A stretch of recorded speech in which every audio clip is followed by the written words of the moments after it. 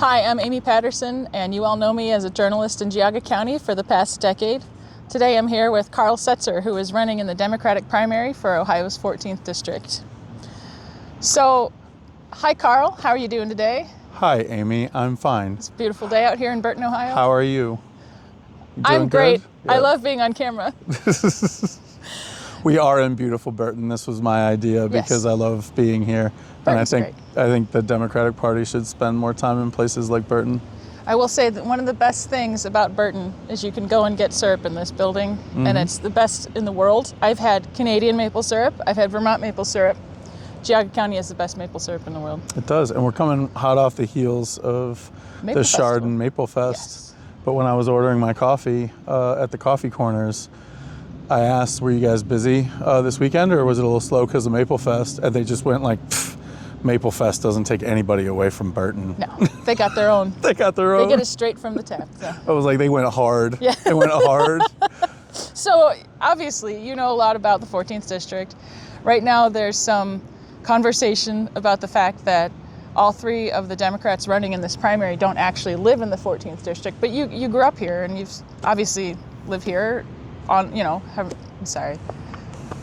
the years. Yeah, I mean, so I was born and raised in Paynesville. Okay. But one of the reasons why I'm really comfortable in Burton is my grandfather had houses right across the street from the Geauga County Fairgrounds. Okay. And so, like, there has been a Carl Setzer in Burton for at least 75 years. That's good to know. In one form or another. But no, I was born and raised in Paynesville.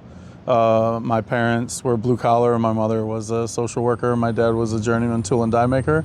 But being blue collar in the 80s and 90s was a little bit different than being blue collar in the 60s and 70s. And a lot of those good union jobs and that union organized labor momentum was already being curtailed by policies coming out of the Reagan and the H.W. Bush White Houses. And so my parents didn't have that feeling of upward mobility or momentum. And so I grew up in a household that became more and more like sad, anxious, and angry about how things were going. And so they moved from Paynesville to Montville when I was 15. Montville is the highest point in the state of Ohio. It is the snow capital of the Snowbelt, but it's also one of the least populated townships in Geauga County. And they chose that relocation because they didn't trust the federal government and they didn't want to be part of civilization. And we were members of a very extreme Christian nationalist group in Leroy that encouraged the members to move to areas that were off the grid and to, doomsday preppers. Yeah. But it wasn't necessarily doomsday, right? These weren't people that were hoping the world would end. These were people that were hoping that something significant enough would happen that they could rebuild society in Christ's image. Okay. So it was very much a Christian nationalist hardline group. And when I'm on the campaign trail, I just say it's like pre-MAGA. Yeah. Because there wasn't a way to consolidate what we were or what I was when I was growing up.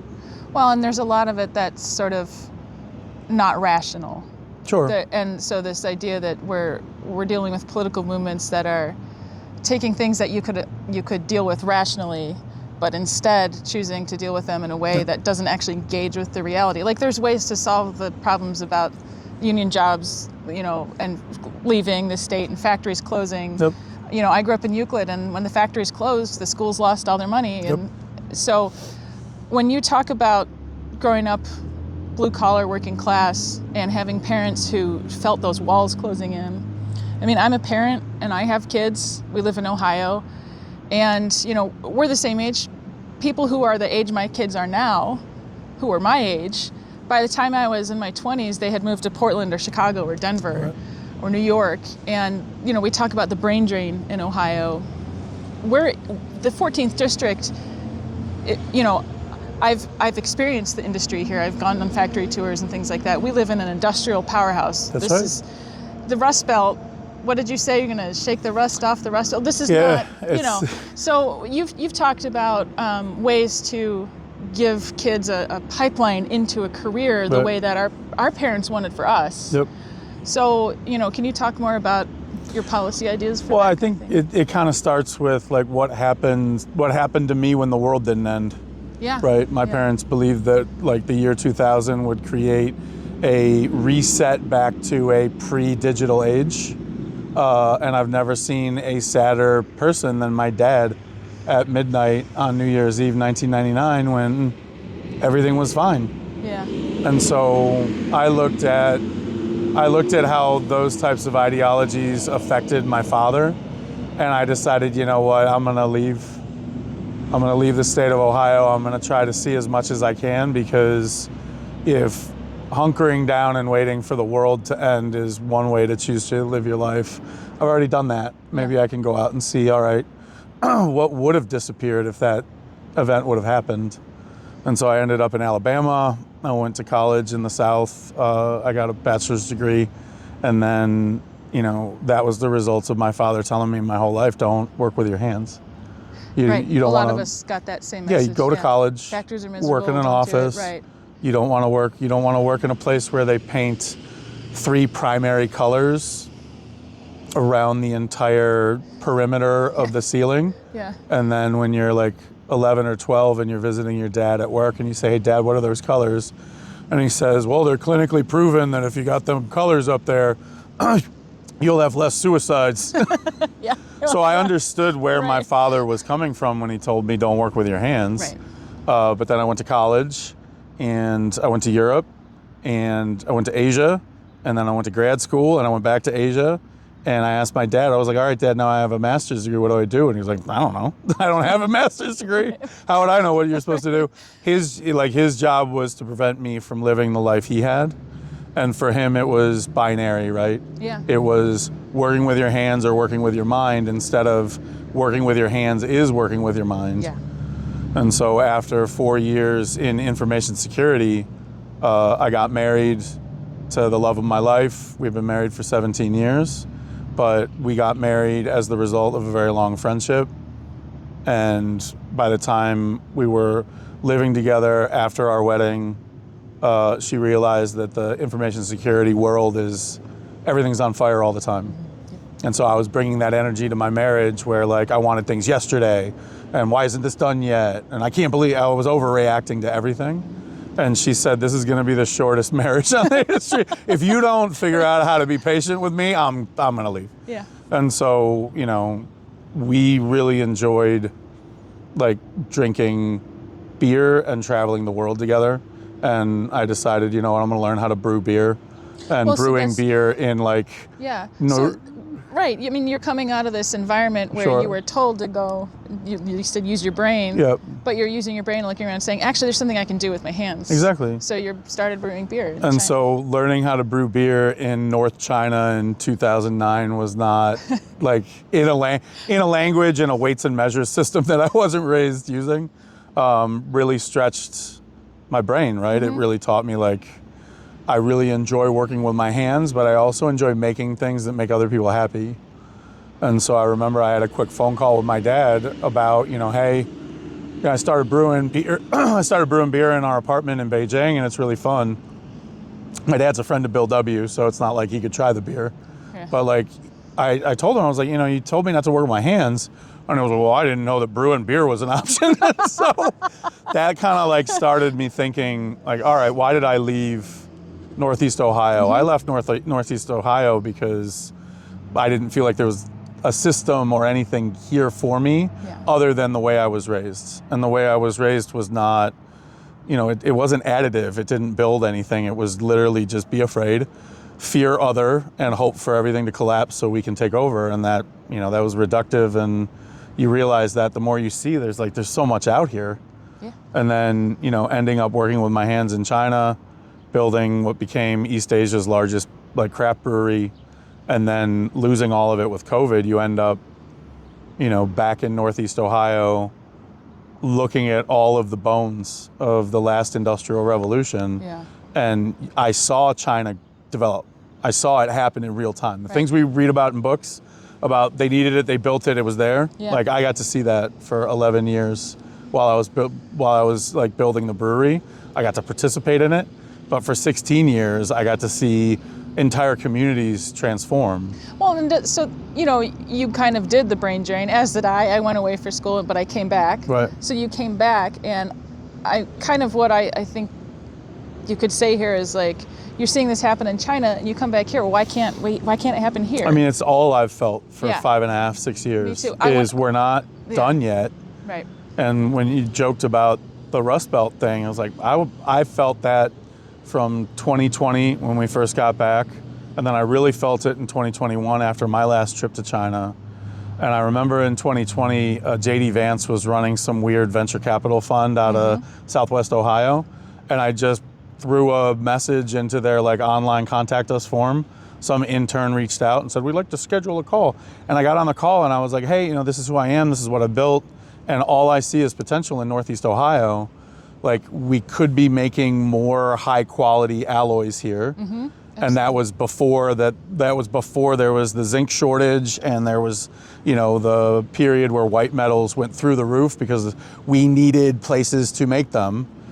And so I remember that phone call just being like the oi, because the mentality of that Peter Thiel funded group was data collection. Yeah. It was, no, we're only investing in medical data startups in North Carolina and Virginia. We're not doing anything in Ohio. Right. And it was like a 15-minute call where I got really depressed because people will always write off this area unless this area says screw you and starts doing it themselves. And so watching my wife come back from China with me and watching her want to express her culture through food, I realized there's a whole mechanism to try to get people into a position where they can start a business that doesn't exist in most other places around the world.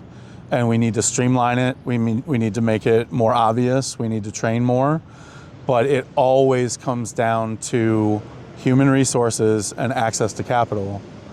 And so one of the things that was always in the back of my head during the last 5.5, 6 years is we waste so much of our best natural resource, and that's our humans.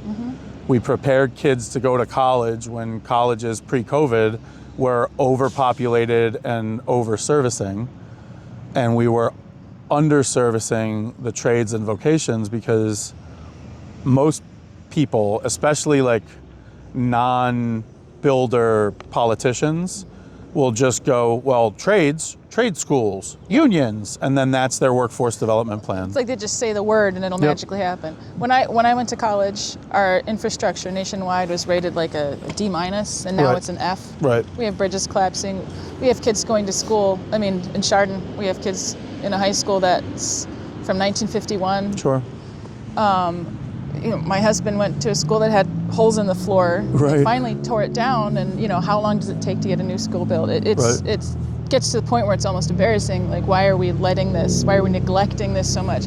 So there's a side of it that's where I come from. All the reporting I did was often government and public works and things like that. But there's also this huge potential for manufacturing. We have the Summer Manufacturing Institute that Sherrod Brown started. We have all of these opportunities, and we have all of these open jobs, and people we need machinists, we need engineers, we need interns. My mom worked for a company that were constantly desperate for machinists. Yet where are all the machinists? And there are these kids who are in school who are being told, you can go to college or you can flip burgers, and that's just not true. Well, so that's kind of the policy itself is public services should do what private industry will never do, and that's allow for youth to realize what they don't want to do as quickly as possible. Right? When you open pipelines for workforce development that are trade specific, it means that it's either a union or a trade association. They're pooling dues. They're setting up a education space like the Alliance for Working Together on Tyler Boulevard in Menor. Everybody that is a member kicks in money, and then they mosaic some other money together. They put in some public grant money. They get some federal money. But in reality, it is you will train the kids to do the things that we're paying you to train them to do. And there's a step missing between high school and that level of distribution of kids. And that's, kids don't know what they want to do. Right. And so if you gave a high school sophomore during the last couple months of his sophomore year an opportunity to be like, hey, there's 300-400 vocations that participate in a alternative to college program. Pick 16. Pick 16 things. Pick 4 that you definitely think you want to do. Pick 4 that you definitely think you don't want to do, and then pick 8 more. Yeah. Just stuff that sounds cool. You never even knew it was a job. Right. And then the state and the Fed coordinate with private businesses to host delegations of kids for 2 weeks per vocation for the 2 years of their junior and senior year. Just go in there, smell it, touch it, feel it. Because in industrial jobs, a lot of things that you don't teach is what it's going to feel like. The setting. What it's going to feel like, the tactile nature of it. Yeah. And do I want to be in that setting Am I going to come every home day for the smelling rest like of my gas? life? Right. Or, am I going to go in a factory and come home smelling like chemicals, or am I going to go work at a restaurant and come home with eggs caked into my shoes? These are things you think you can conceive of. Or as a parent, I bet my kid would be really good at that job. Okay, Right. but is your kid going to want to? Yep. Yeah. So the idea of putting it in the hands of the student and taking it out, instead of me saying to my high schooler, you should try this, they're given a menu of options to pick from. And so the key there is the handshake between the public and the private. And that can be really complicated because a lot of businesses don't want to have kids coming in for 2 weeks and not knowing what to do and not really having enough time to be impactful. But in reality, it's a cost benefit. The cost is, hey, bring these kids through, teach them to sweep the floor, get them a mentor 2 weeks, teach them something, and then they'll move on. At the end of that high school portion, the student will rank his top 4. And then they will put in for a 6-month internship experience per vocation across 2 years. So that cost benefit is the company allows these kids to come in for 2 weeks. Once it's rolling, the first person they're going to talk to is the kid that's doing his 6-month internship about why they chose that company and what it's like. But then the company themselves are going to get a nonstop fire hose of human labor that they will pay $7 an hour, and the state and Fed will kick in 8. So for 6 months, they're going to get a new mind and a new body that already knows that it might like that job, but they also know they only have to be there for 6 months, and they're going to get paid a respectable living wage, and they can live at home. While they're a part of that program, they're also going to learn a bunch of stuff they didn't think they would learn. Right. Because they're going to be standing right next to a mentor or a foreman or a team member who's going to tell them all the, when you take out a credit card, don't do what I did. Or it's going to be like, hey man, you got a girlfriend, you got a boyfriend? Don't, man, listen, birth control is important. Well, and people talk about, I've heard, I've spent a lot of time with manufacturers, and they talk about the soft skills, and the soft skills are missing. Well, where do you learn the soft skills? Exactly. You learn it by spending time with people who can tell you, hey, when you go in for your job interview, make sure you shake them by the hand and look them in the face. You need to hear that from somebody who's been there. Right. Hearing it from your teacher is one thing. Hearing it from the guy you're standing next to on the machine is a different thing. And now people sitting here might say, okay, well, that's a great policy idea, but that's just your idea. Sure. But I think the important thing is you've actually thought about it. Right. And a little bit, yeah. I think I think that's not always the case. I think a lot of times, like you said, people just say workforce development. Yeah. And it's an incantation. Or we'll put it on the blurt. And it's like the blurt already exists. Yeah. And they're having a hard time with recruitment because you're missing a vital link between education and vocation. And that vital link happens after that 2-year process is over, where the employee, the intern, is finishing a program. It's not as cool as college, but they also don't have $100,000+ worth of debt that you can never get away from. And they've learned a lot of things that, we talk about common sense and street smarts. Put your money where your mouth is, and let's build a program that transfers that knowledge while transferring all that tacit knowledge on how to do a skilled trade. Knowledge transfer. There you go. Yeah. And then at the end of that 2 years, we'll hold a draft. And so there would literally be a draft day for vocations. You could cut it up into quadrants, you could cut it up into regions, you could do it state by state, doesn't matter. You could have Ohio State kids at 20 years old with a credit score over 750 with 15 to 20 grand in the bank, enter into a draft, and then have Pennsylvania businesses pay a interstate premium to recruit those kids out of Ohio. Yeah. You could literally create a scenario where a 20-year-old goes home at the end of that draft and looks at their mom or their dad or their grandma, their grandpa, their auntie, their foster mom, and says, I got bid up to $27 an hour and I start tomorrow. And I always get emotional at that point because I left because there wasn't anything like that for the kids who grow up in all the places that liberals love to talk about but don't go to, the marginalized communities, the underserved communities, and the economically depressed communities. And those are the underrepresented populations in places like the 14th. And that's why I'm running for Congress, because it means something to me to have a future where my 15-year-old son might actually be able to participate in a pilot program, and he might say those words to me, not some theoretical human. He might be able to come home and say, Dad, out of the 4 places I worked over the last 2 years, I really liked CNC machining.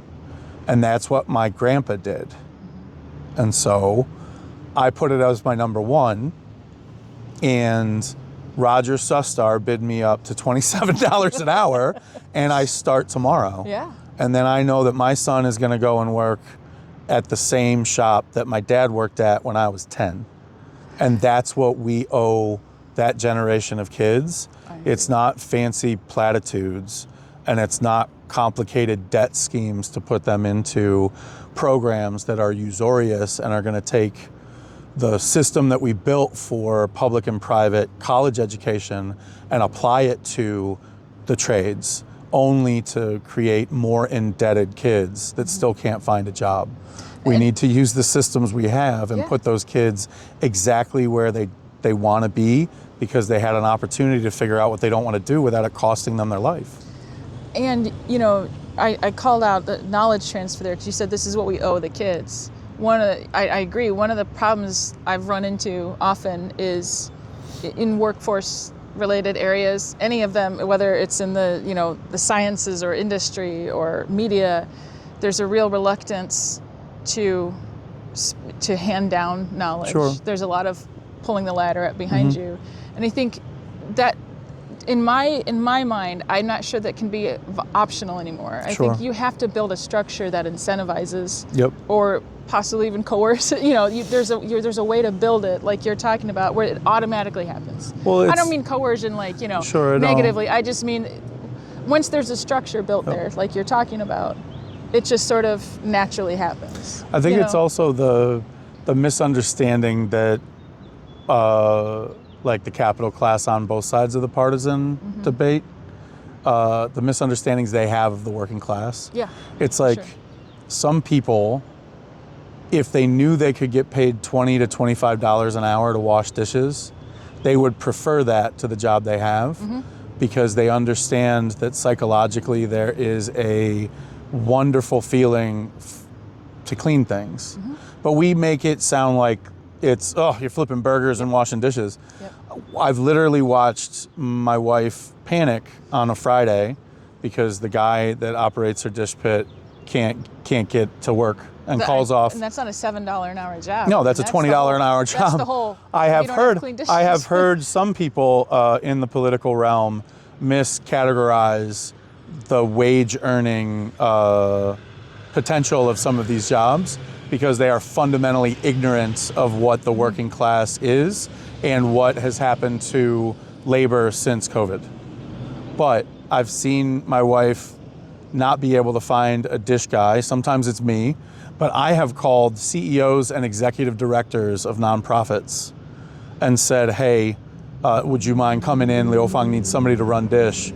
And never crossed their mind, but noise canceling headphones and an Audible book on tape. And after 7 hours of comes in dirty, leaves clean, their soul is impacted, because when you're the executive director of a nonprofit, change is slow and sometimes resistant. And so sometimes just having the feeling of, I made a difference, I made an impact. But at the end of the day, you have to give that person an opportunity to try it, and have it not be because they have to. How many people do we know that work in the trades that say, I ended up in this job? Maybe that guy in the truck was driving. Probably not. The Kunal drivers, They're good. they got the best trucks. When you see what it takes to actually give youth an environment where they can fail but not break, and literally the intentfulness of, we want to make it so you figure out what you want to do by disqualifying everything else as fast as possible, that also is a reflection of society, and saying, like, we don't want, you're not, just because you're 18, you're not on your own. Yeah. There's a whole program. Well, yeah, and that's where, like I guess what I was saying earlier too is, like, it's not. Right now, the only businesses doing that are ones who have consciously chosen to do it. If it's something that just becomes the standard, then it is the standard. It's also a feeder system. So if you already have vocational schools and you already have workforce development in-house in a specific trade, you're going to want to get the kids that are coming out of the 6-month program, because they already know they want to do that job. Because there's nothing that dings your operations budget more at the same time as it dings your morale than finding somebody that you know can do the job, but they don't see it yet. And they do 2 months and then no show and you never see them again. Because you've now trained somebody for 2 months and they didn't believe in themselves. We're giving people an opportunity to believe in themselves with this program, but it's also something that can provide transition for veterans going from military to civilian life. And it's something that can help people that are coming out of the system transition from, being incarcerated to being free. This is a program that could give so many human beings the opportunity to find their footing without wasting their soul and without wasting their true potential. And that's something that I think will immediately reduce and maybe even reverse the brain drain issue. Because if we can find a way to be a community that wants to build vocation, reinforce education, and provide more robust public services to help people find what they want to do and who they want to be, then that's going to recruit more businesses into Ohio. That's going to replace Jobs Ohio, which I still don't know what it does other than not tell us what it does. And then that's going to be something that shows that the population of Ohio can grow and not shrink.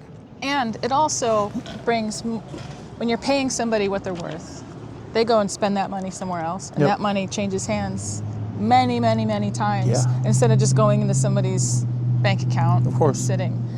And so I kind of want to pivot towards speaking of the workforce issues and things like that.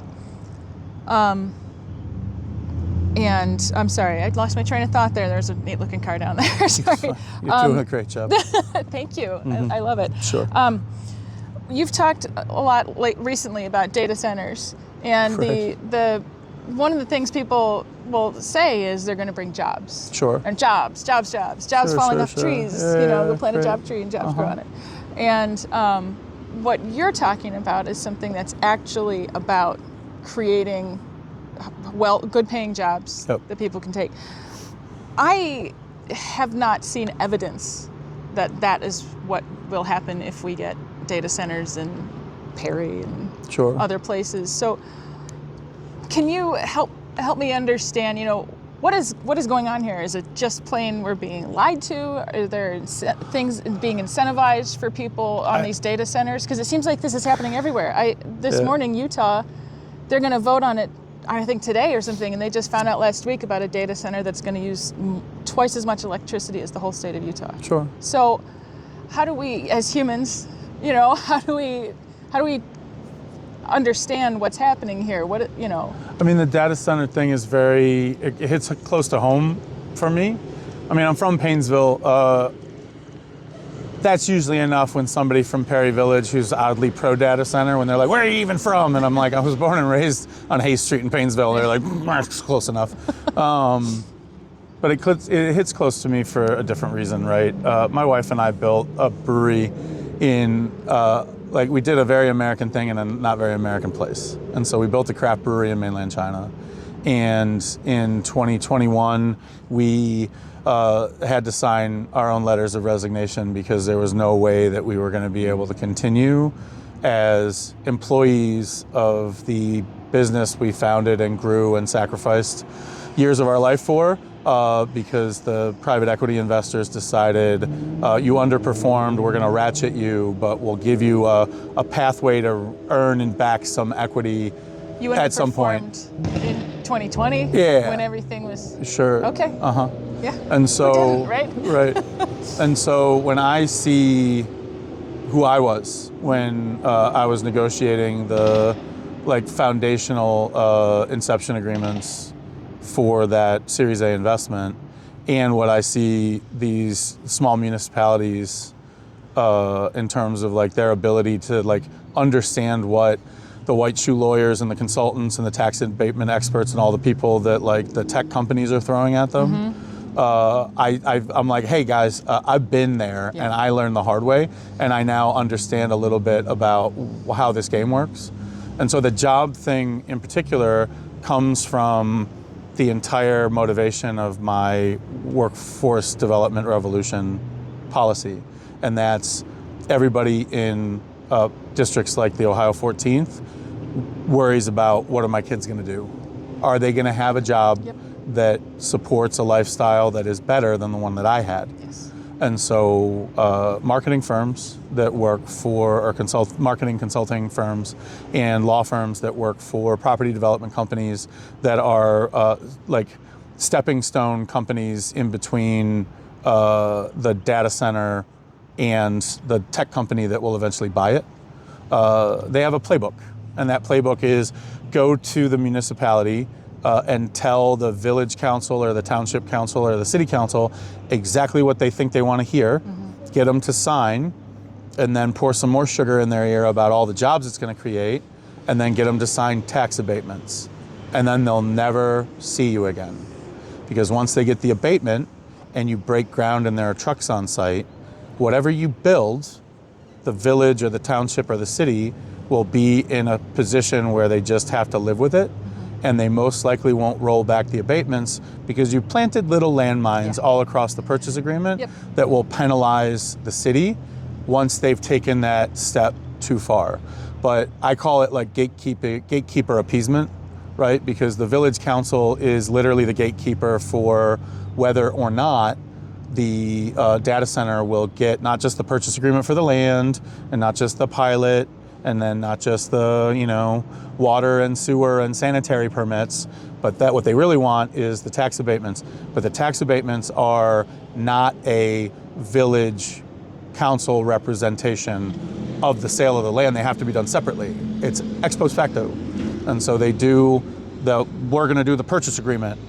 And these are all the amendments to the purchase agreement to get us to the point where we can come, present really confusing numbers to an open or closed meeting of the village council, and then you'll vote to give us our tax abatement because we promised 500, 230, 700 jobs, and every use case of the hundreds and hundreds and hundreds of data centers that already exist, it's always a reductive number where, well, you said 5, and then you got your tax abatements, and then the next filed paperwork said 100, and then you got your zoning permits, and then it was 12. Yeah. Because by that point, the inertia is in their favor. You've convinced the local community that there's going to be at least 18 months of civil works jobs. There will be trucks on site, and general contractors and a lot of union trades will have work. But after the data center is built, those 12 usually end up being 3 or 4 on site, and then a pool of 6 that travel between 20 different data centers to do maintenance. Well, and in the U.S. especially, there's also, generally speaking, except in Geauga County, where I should mention we have 2 independent newspapers, but in most of these communities, once the deal is signed, it's not like there's a reporter banging on the door every week and saying, hey, where are those jobs you promised? Because the deal's done, it's over. Nobody's going back to it. So I got introduced to the Perry Village data center conversation at a point where maybe if I knew about it 6 months ago, it could have been even more, but it was just in time because they were going to do the presentation of the numbers at a closed executive committee last Thursday. Right. And I cut a couple of videos for the campaign's Instagram. It got enough attention. There were already a group of very loud, very effective activists that were already passing petitions and yelling about this. But they trusted me enough to invite me to participate. They knew I wasn't really going to grandstand it because I actually care about these issues.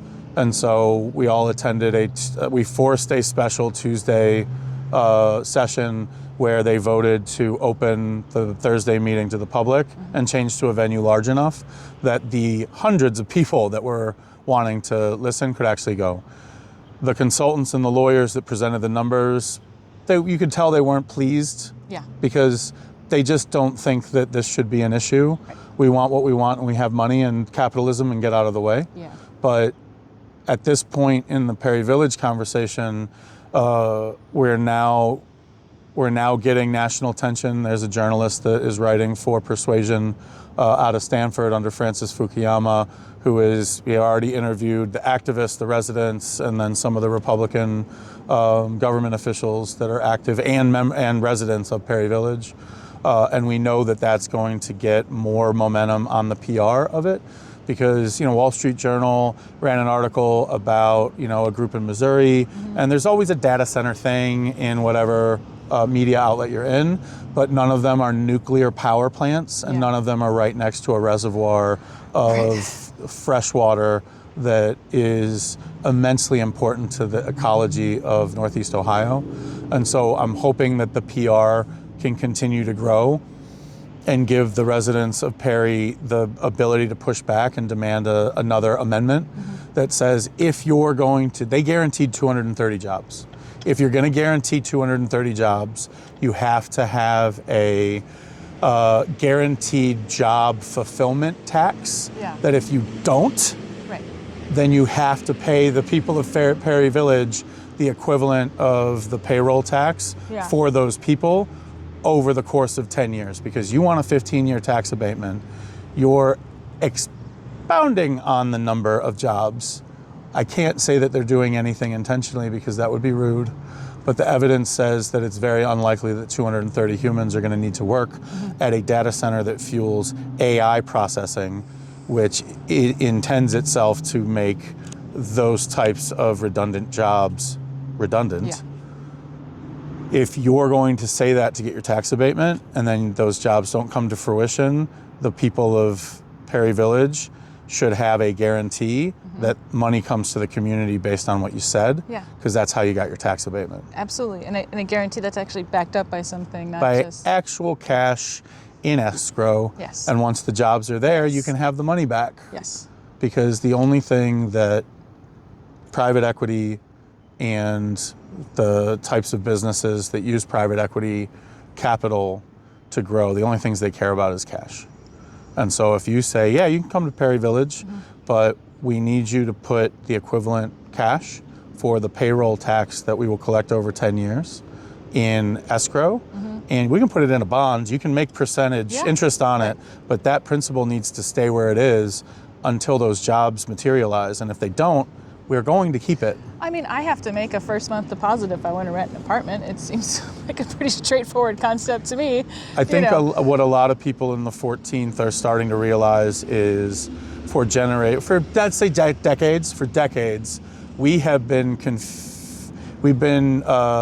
encouraged to think that regulations on big business is the same as regulations on catching rainwater in your barrel. Right. And it's not. Right. It's not the same at all. Right. This is personal autonomy versus corporate accountability, and regulations that provide a clear restraint of the invisible hand that Adam Smith talked about is also something that Adam Smith talked about. Yes, he sure did. The purpose of government is to make sure that the invisible hand doesn't choke us all to death, because it will if you let it. Right, and speaking of regulation and being choked to death, not only are we talking a lot about data centers and the pollution they put out and all these things, I mean, the things are being used for, you've I think we had a conversation about, why is it my phone can follow everything I do? Right. So we're in this situation, especially in the US right now, where it seems like we are being asked to fund our own, the demise of our own privacy. Sure. Let's build this smokestack in your neighborhood. Oh, does it do anything helpful? No, it just spies on you. Right. There's a point where, it spies on you and it puts your kids out of jobs. Yep. So you've talked about one of your points is data privacy, and you've obviously got experience with that, traveling back and forth between countries. Sure. You've been in situations where you don't have any privacy. So a lot of us who just go about our business day to day, I have a lot of friends who are on Facebook all the time and Instagram all the time, and I get to a point sometimes where well, I don't want to share any of this stuff anymore, but Yep. I'm just driving down the street following my Google Maps, and they're tracking every bit of that. So Yep. then if there's a subpoena, they can tell the government every movement I've made. Yep. That doesn't seem like, how do I say this? It doesn't seem like an issue maybe people of my parents' generation are prepared to battle, because it's hardly something that I can even wrap my head around. Sure.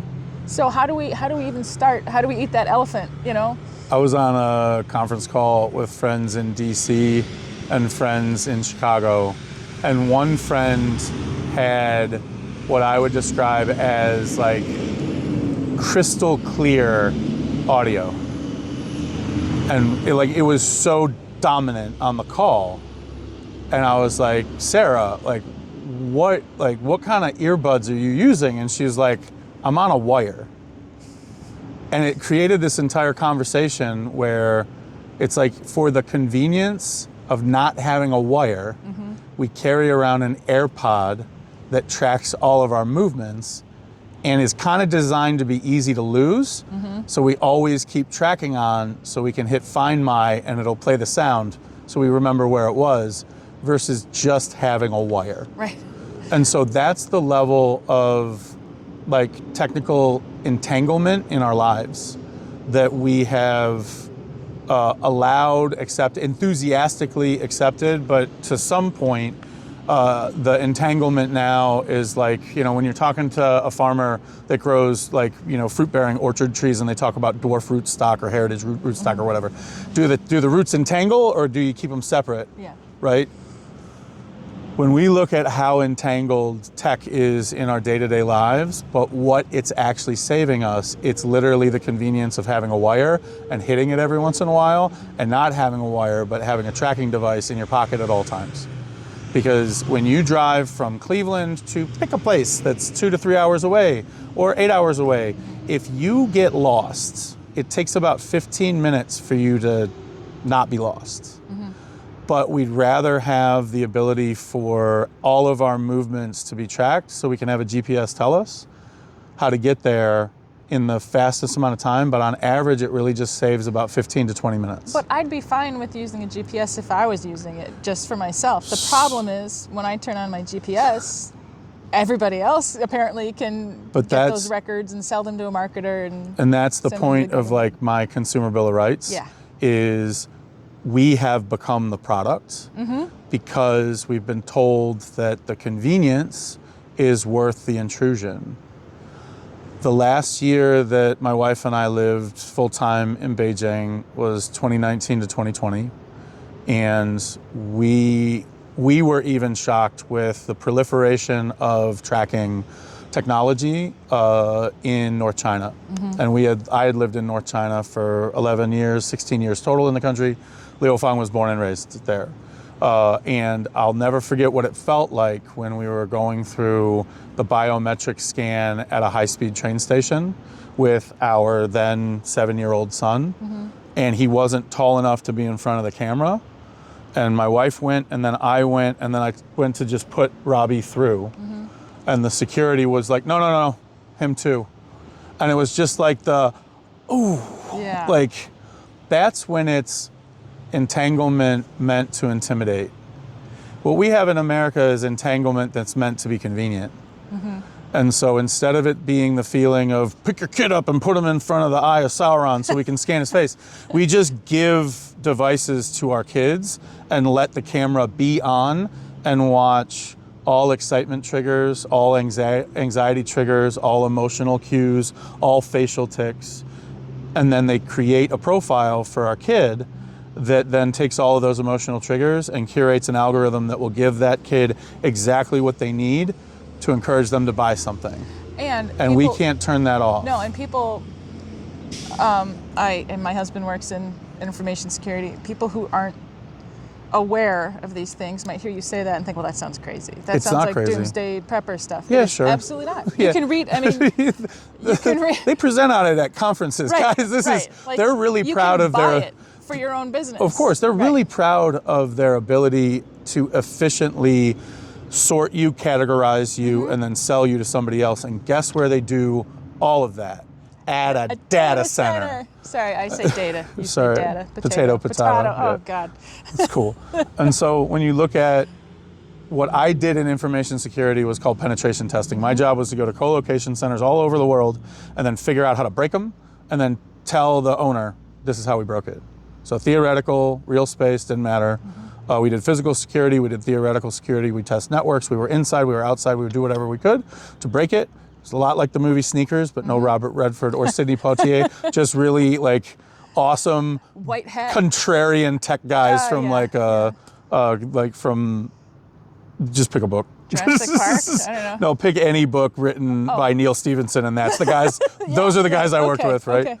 And so when we were doing that, one of the things that the company really wanted, they wanted to know, is the hardware, the infrastructure, can it take a uptick in users of a percentage that would kind of map and game against a new product rollout, right? So Facebook, eBay, PayPal, whoever, right? And you did that by metering data. Right. So you just put a meter on it and be like, yeah, you got pipeline and you got physical, you have enough blades, you have enough everything to be able to handle it.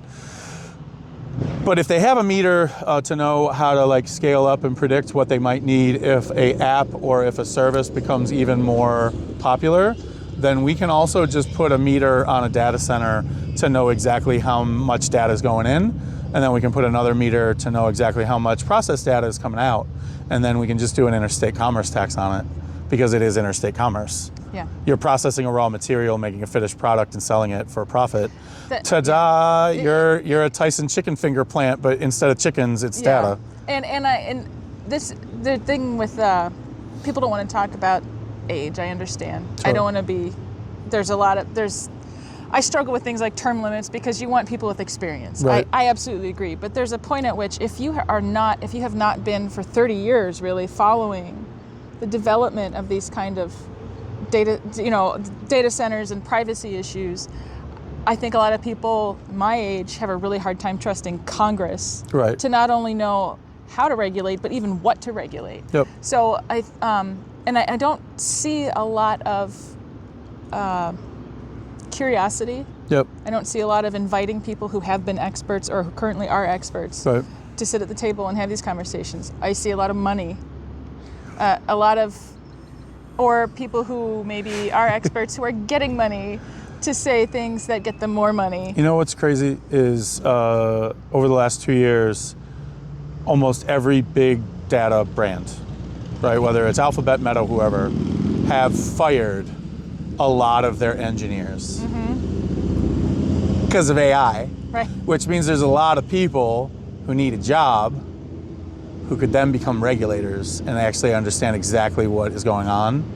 And we're missing the opportunity because instead of seeing this as a regulatable issue, we've got like doomers and boomers, right? We've got all of these different types of people that look at AI through all these different. It's going to end the world. It's going to end climate change. It's going to save the world. It's going to kill your kids. Whatever. That's not. I'm a pragmatic contrarian. I look at a problem and I go, if the capital class is inflating the valuations of these companies, it means that there's profit to be made.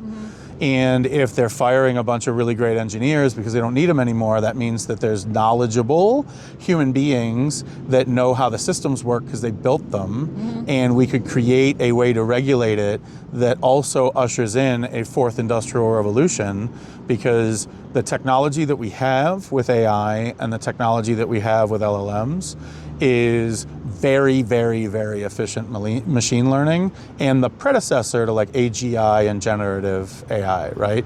And so, yes, someday maybe these will become sentient. One of the biggest topics right now is one that I know something about, and that's Anthropic's newest product will break any computer network based on pre-existing known vulnerabilities that are the result of bad coding. So a lot of people that don't understand how cybersecurity works will say the AI is going to break all the systems because it can think for itself. And it's like, no, it's our networks have been Swiss cheese for a very, very long time. And the AI is just going to take the known. Do what you did. It's going to take the known, apply it to knowable, and break what's already broken. Right.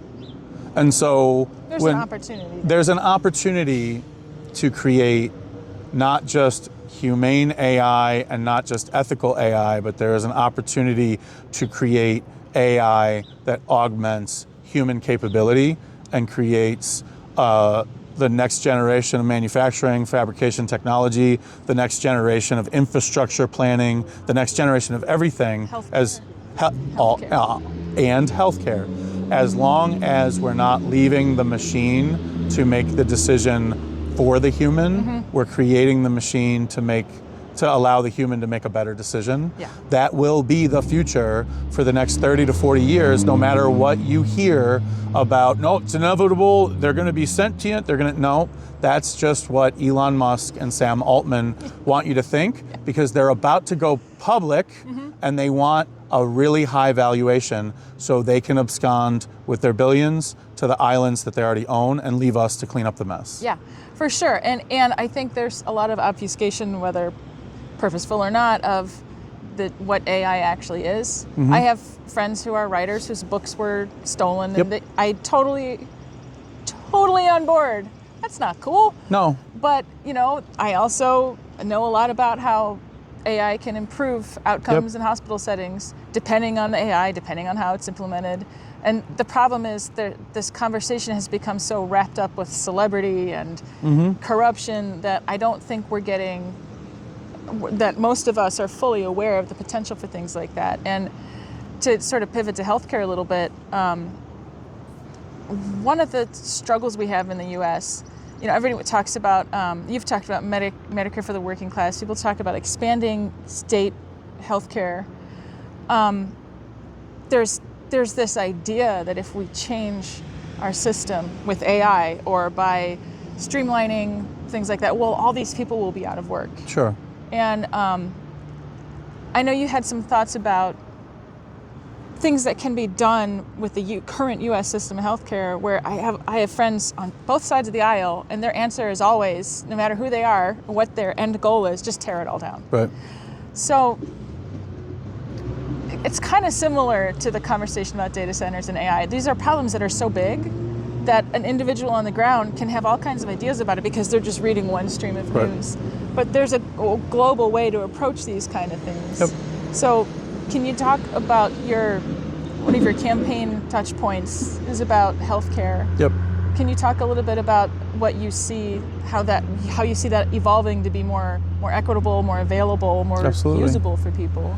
Yeah, I mean, my campaign position is simple. It's, if you want Medicare for all, you have to expand to Medicare for the working class first, because the only thing that the moneyed interests and the GOP have to do to kill Medicare for all as a policy directive is to aim advertising at the working class and have them feel that otherization. It's that cartoon of the fat cat in the tuxedo, and there's a guy on this side and a guy on that side, and there's one cookie between them.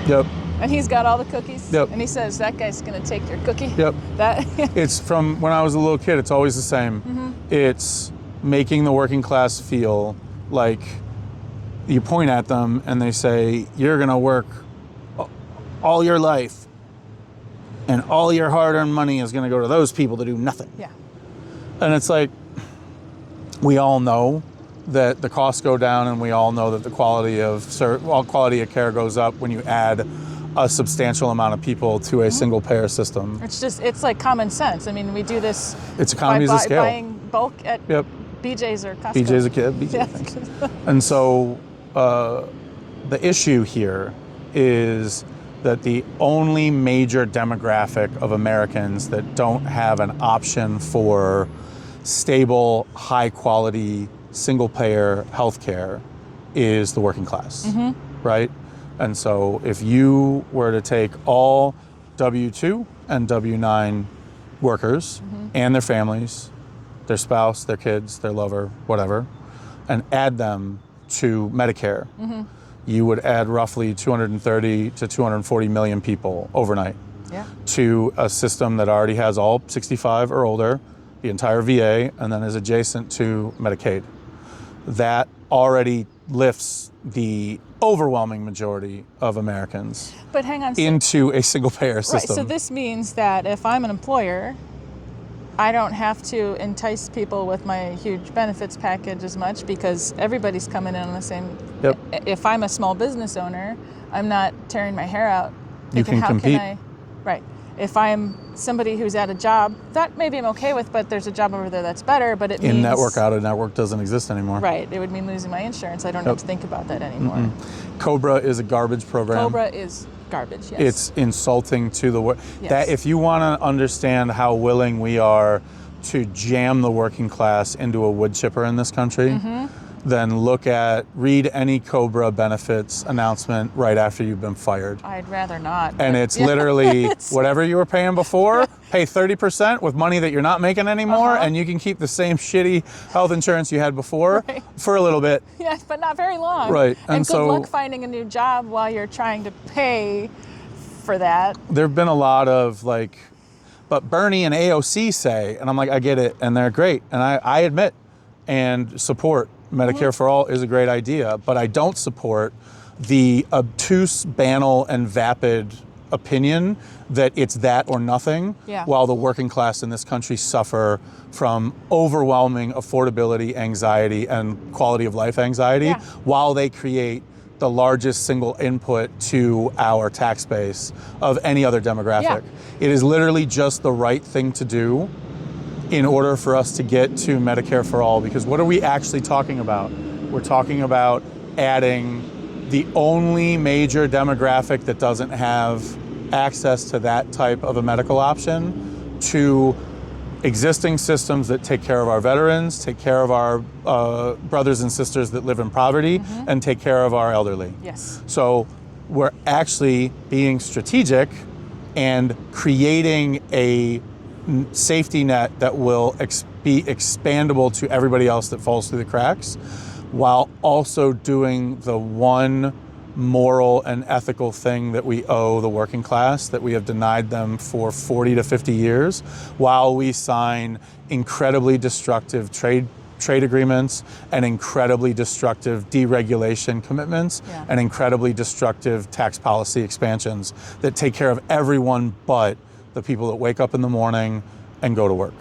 Well, you see politicians famously saying, I am speaking to the forgotten working man. I'm here because nobody thinks about you, nobody remembers you, and then they turn around and don't do anything for the working man. Right. Don't do anything. And I think you can see that all three of my major policy positions are specifically designed to be able to win in the Ohio 14th because I'm from here. I look like I was made in a factory that makes men that were from here.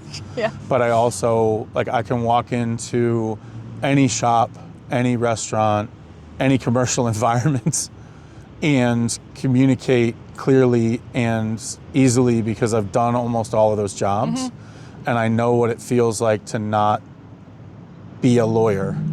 I know what it feels like to not have an inheritance, to not have a subsidy, to not have an anything, because the people that wake up in the morning and go to work, if they can feel what it feels like to have coverage instead of private insurance, and to never have to worry about walking up to the pharmacy counter at Drug Mart or Walgreens or CVS ever again, and never feel like what it feels like to hear that your kid's pediatrician, who's the only kid that or the only pediatrician that your kid will trust, is no longer in network, because your company that you've consistently dedicated your time and energy to decided to renegotiate your HR benefits and your health package without your input. And you sit down in a PowerPoint presentation about the new health benefit plan, and after 8 years, you don't know who's going to tell you that your kid's fine, and you don't know how much your kid's asthma, insulin, epilepsy medicine is going to cost, because a company made a decision to try to stay in business, because they're competing against other companies who have costs. But they're also the target and the victim of private for-profit health insurance, because if you're a business manager at a union or an HR director at a non-union shop, your job is literally to create a situation where neither side has a better package. Union health benefits created a motivation by non-union shops to negotiate health benefits that were almost as good as, so they could convince union workers to leave and work at non-union shops. And so if you're a business manager for the Sparkies, or you're a business manager for the plumbers, or you're a business manager for any union, a majority of the time that you spend is negotiating health benefits packages instead of growing your union.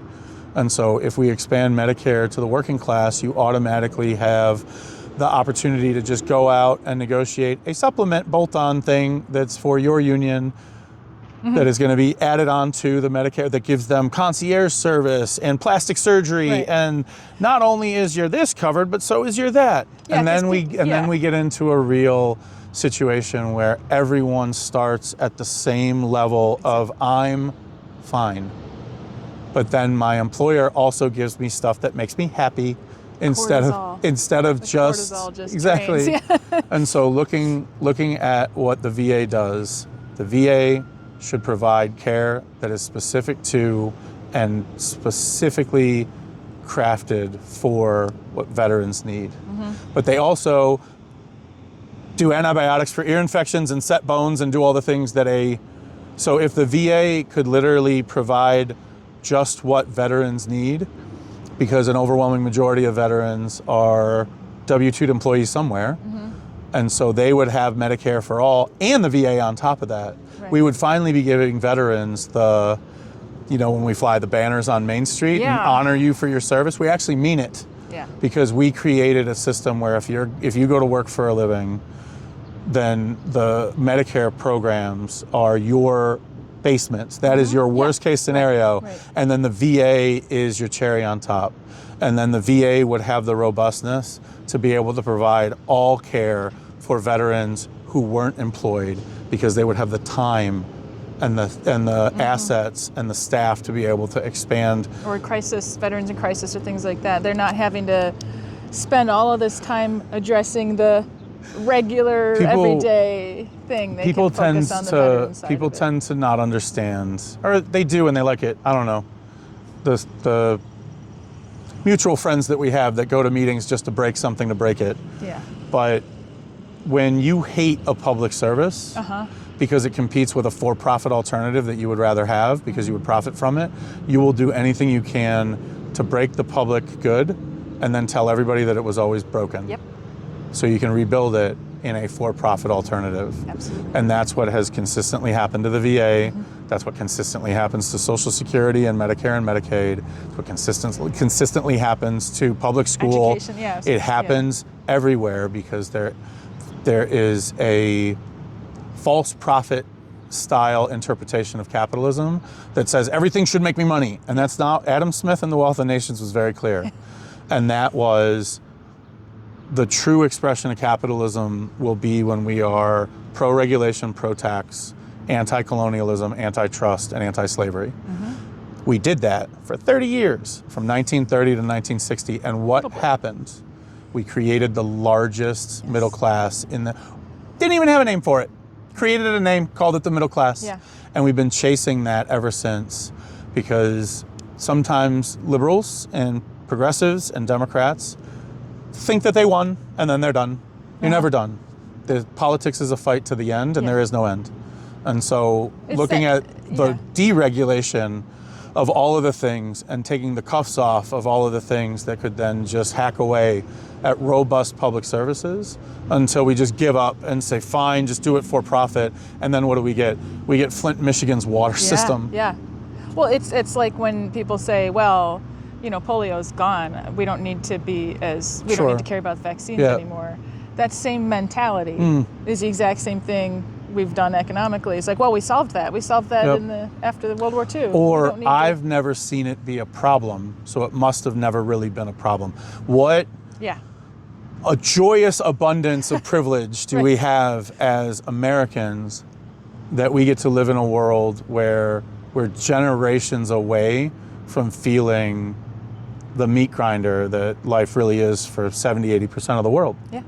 I mean, it really is like, if you think that measles and polio and smallpox and typhus and all of these typhoid fever and all of these things that we read about in history books are gone, Right. then go somewhere else and see if they're really gone. I know. And then see the envy that the people in those places have for what we take for granted. Yeah. But and if you break it and you strangle it to death, it'll come back. And then what are you going to say? Whoopsies. Yeah. I didn't think it would get this bad. Yeah, it's infuriating to see people who Sorry, have, Anita. Yeah, it's all right. I should have been a more gracious Come on, host. host. So, Thank yeah. you. Thank you very much. So, kind of in a, I don't know if this is a similar vein or not, but it's got me thinking about the way we talk about healthcare in the United States, the way it's often healthcare, personal wealth, your occupation, it's all tied in with morality. Right. If you're poor, well, that's because you're just not a Sure, good yeah. enough person. Right. You need, maybe if you just, put a little more effort in. Mm-hmm. And, a lot of healthcare is treated the same way. We look at somebody who's got a disability or something, well, they just didn't try hard. Right. Now, maybe, obviously, I wouldn't say that, but our system says that. Right. Our system says, hey, if you're a kid in a wheelchair, well, too bad, kid. You have to jump through this many hoops Yep. to be able to go to school with your friends. Yep. You have to have parents who come in every 30 days, 90 days to have these meetings, and it has to be signed off on by this and that and that. So we have this environment, we have this culture of personal responsibility. Yet we tend to also not like it when people take personal responsibility. We've talked about privacy, we talked about healthcare. When the Dobbs decision was overturned, that Right. was based on privacy. Mm-hmm. So we can sit here and talk about healthcare and making it available to people and everything, but that still cuts out half of the population who Right. has been told in the past, has it been 4 years now? That, I mean, and let's even bring it back to the employer insurance. When I work for a company and my insurance goes to that company, my employer can see, Right. where I'm going to get health care, Right. who I'm paying, because they're getting copies of these bills and everything. So I don't have privacy over where my phone is, what my phone is collecting on me. I can't watch a TV show without my TV tracking everything I watch, so it can build me an algorithm so it runs the right ads Right. on it. And now I can't even go talk to my OB without, I'm sorry for the men, that's an obstetrician. I can't talk to my gynecologist without a congressman sitting in the room, basically. Right. People talk about, especially Democrats struggle to talk about abortion. Right. Because it's a moral issue, it's an emotional issue. But I think for a lot of people, it's really hard for me to accept the idea that we are all gung-ho about privacy in all these other venues, except when it comes to me sitting in that room with my gynecologist talking about my uterus. Right. Why is that something that we can, sure, bipartisan discussions about data privacy and things like that, but we can't even come within 10 feet of talking about why it's someone's business, what happens in that office, in that little room, Well, not only can we not talk about it, but we're scared to take a position that looks non-conservative. And so Yeah. you'll get Democratic congressional candidates that will say women's reproductive rights after 22 weeks of a pregnancy should be prohibited. And then you're sitting there and you're like, well, why would you say that? And then you look at like their internet history and their social media history, and it's because they're afraid of having a conversation that they've already lost. Yeah. And so full disclosure, I was raised Christian nationalist. Mm-hmm. I've met Randall Terry. I know Flip Benham, and I met Norman McGarvey when I was a kid. That's some powerful secondhand handshake you just gave me. 2 months after Jane Roe from Roe v. Wade was baptized because she needed money, and Flip Benham was like, I'll give you money if you get baptized and do a speaking tour and tell everyone you were wrong. Yeah, I remember. I was at a church in Willoughby listening to her tell everybody that exactly what they wanted to hear. And then it comes out a year later that she's just, was somebody that was out on their luck and needed money and had fallen into a life of confidence schemes and figured out a way to manipulate evangelicals to pay for her retirement, essentially. As one does. Yeah. And so when you're fighting a war, or when you're fighting a battle, or when you're in like a struggle, and you don't know who you're fighting against, you don't really understand what the Christian right has become since like 1978, because it wasn't even like right after Roe. No, right. It took Jerry Falwell a couple of years to figure out that this was a political opportunity. Because it wasn't, and this is what I don't think a lot of people realize. Abortion was not an issue. No, like it was not only was it not an issue for evangelicals. Before Roe v. Wade, there were national petitions that were signed by leaders of the Southern Baptist Convention all the way to the Missouri Synod Lutheran Church, saying that it is a national health epidemic, that women can't have reproductive health services and autonomy over their own body. Well, right now we've seen the disaster that happens when you get in that, when congressman or in Texas a state legislator basically inserts himself into that room. You see these women dying, their babies dying, because when you can't access, I don't think maybe men don't understand this. When you're a woman who's pregnant or who is at the age to be pregnant, it's not like you can just, I can't talk about that one thing. I had an ultrasound, my second kid, and we went in there and he had a big cyst in his brain. It was possible he would have been born without a brain. At this point, I'm at 20 weeks. Right. I have 2 weeks, according to some people. What do I do? Right. I have to wait to get an appointment. I have to talk to somebody about it. Now, thankfully, this didn't happen to us, but it's happened to people I'm very, very close to. And at what point do I go from someone who is concerned about a child that's already living that I have to be a mother to, about a job, my job that I have to go back to, about all of these things. At what point do I stop being that concerned mother and person and become a moral criminal because I'm having to make a choice? And that's part of this conversation that's really hard to have. And, I think there's reproductive rights people who say, well, if you just make it about those narrow cases, then it doesn't address the whole issue. Sure. And I get that too, but again, every single scenario you come up with, I come back to, why is it anybody else's business? Sure. Like, it doesn't have anything to do with you.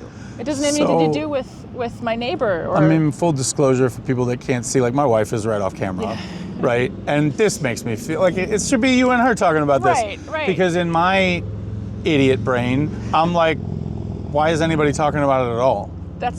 Right? And it's okay. Let's take it all the way back to that like Christian coalition style right to life movement. I grew up in it. I picketed abortion clinics.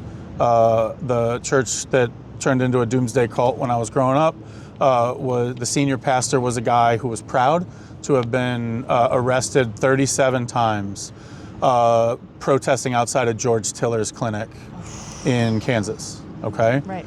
When George Tiller was assassinated in his church, that guy praised Jesus, right? This is a religious movement that taught me to pray for the death of my enemies at like 11 years old, okay? I get it. Yeah. I grew up in it. The unfortunate thing for the Christian right is the Bible never says anything about life starting with a heartbeat. The Bible is very clear that life starts when the Holy Spirit enters your body at birth, when you breathe for the first time. And then somebody will be like, well, what about when the baby rejoiced when Jesus, example of a miracle. Very clear example of a miracle. And anything that happens from birth until a hypothetical 22-week viability is also an example of a miracle. It is a miracle of science. It is a miracle of technology. It's a miracle of sanitation. It's a miracle of so many other things. But what it doesn't talk about when you sit down with the hard right and they insist that abortion is murder is they can't prove that it is, but they have the feeling that it might be, because once a baby's alive, it's alive. Yeah. And it's like, yeah, once a baby breathes, it's alive. Your book was written by a bunch of people that we've never met. Yeah. But even it was very clear on this, because it was most likely written by a guy who had a wife who was sitting right there going, don't, no.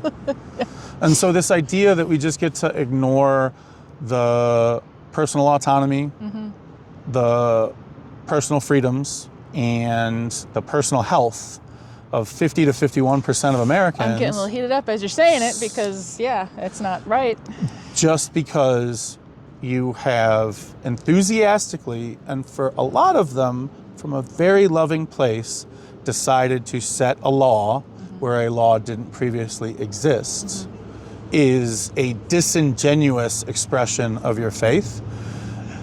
And I was excommunicated from my doomsday cult because at 18 I stood up and said, hey, you guys talk about politics and the Constitution a lot. Can we talk about some Jesus? And they said, get out, and your parents and your sister are excommunicated too. I've gone into churches my whole life and been asked to leave. I will go to any evangelical church within the 14th on any Sunday and debate any firebrand preacher about this very cause, because that preacher will have a shrinking iceberg of ecumenical ground to stand on, and it'll just end up being, but it's what I want to believe. And that's what a lot of religions are based on, is from a good place. We all tried to answer the question of who are we, where did we come from, and where are we going? And don't eat that. You'll get trichinosis and die. And so there's a little bit of public health, there's a little bit of philosophy, there's a little bit of societal safety, there's a little bit of control. There's a lot of control. But most religions are really just, we're alone if we're not together. Yeah. And then when that gets weaponized, it stops being about the goodness or the altruism. It stops being about the red letters in the Bible when you start saying stuff that Jesus never said in order to oppress somebody who you'll never be in their position. Yeah. Ever. You will never be in the position me or your wife has been in that room. But my wife doctor. will also never be in your position, and you'll never be in hers, because these are individual medical decisions based on physiologies that we don't share and that are studied by doctors who are doctors for a reason. Yeah. A congressman from pick a district. Yeah. Even if he's an OBGYN who has studied, he's not your OBGYN. Right. And putting a government in our bedroom, putting a government in our doctor's office, and putting a government at our kitchen table is the exact ideology that created a lot of the hard right and their mistrust for the government. There is a way for us to have a conversation about these things that doesn't have to end with, you vote against your own self-interest or whatever we always say. Yeah. It's, guys, I've seen your Facebook. You talk about libertarian stuff a lot. Yeah. Why is it libertarian except for... Up till here. Right. The icky stuff I don't know about. Yeah. And that's because a lot of libertarian ideologies only work if you're at a four-way stop and everybody else stops at the stop sign. Yeah. Because if you put it in a position where they have to apply their libertarian freedom, personal autonomy to everything, they'd have to admit that the government that they don't want in their lives also shouldn't be in your life. And then they need to turn their head to their right and talk to their preacher about why the founding fathers cared about a separation of church and state. It's because there are certain things that should just never be anybody's business other than the mother, the woman, and her doctor. And I've been a support person. I've been in that waiting room. Yeah. No one wants to be in that waiting room. This isn't celebratory. No. This is a medical decision that you live with for the rest of your life. It shouldn't be politicized, and it shouldn't be moralized to a point where a church or an organized religion or an irrational ideology gets to stand in the way of personal autonomy that literally goes against the very spirit of what built America. And so if we're not willing to have a conversation about what abortion really is and what the Bible really says about it, but we have a feeling and we want to go on that feeling, then don't get mad when a liberal has a feeling and wants to go on that feeling. Yeah. Either understand each other or go back to your book and go back to your preacher and have a conversation about, hey, you know you preach about this a lot, but I saw this thing and this guy with a funny beard said it's not in there. And then I looked and I really couldn't find anything other than the stuff that you kind of warp a little bit to make me feel like I should hold the sign that makes the woman uncomfortable while she's really just going in for birth control. Yeah. I was at Maple Fest yesterday, and there was a very well-meaning gentleman and his very well-meaning, I can only imagine, wife, because who else would do this with another person, with the sandwich boards and the loudspeakers screaming at everybody about having fun at the Maple Fest is Satanism, and you need to worship Jesus. And I just wanted to go up to him and be like, hey, man, salt and light. You know what they have in common? Jesus talked about them a lot. He told us to be them, and they don't make any noise, and they don't make people feel judged and shitty. Yeah. While they're just trying to spend the one day they have with the little bit of cash that they have, with the little bit of time they get with their kids. They don't want to hear you on your bullhorn. But now that guy with the bullhorn is at your OBGYN's office and he's screaming at her or him and you.